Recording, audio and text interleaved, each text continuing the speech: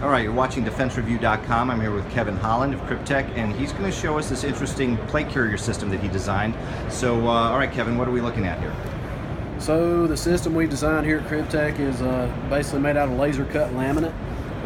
It's won't absorb water, no sweat will get in it. We have different pouches that you can utilize.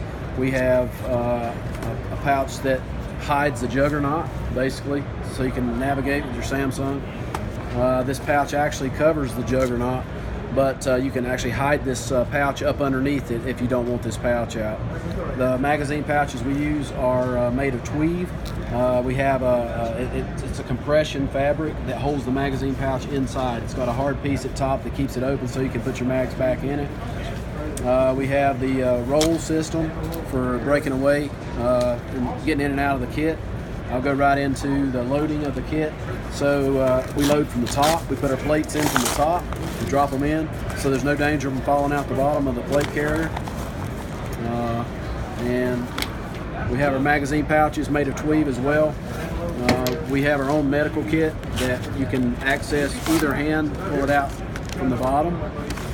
And we have general magazine general pouches for putting various pieces of gear, and that's pretty much it. Super lightweight. What's this called? It's just our plate carrier.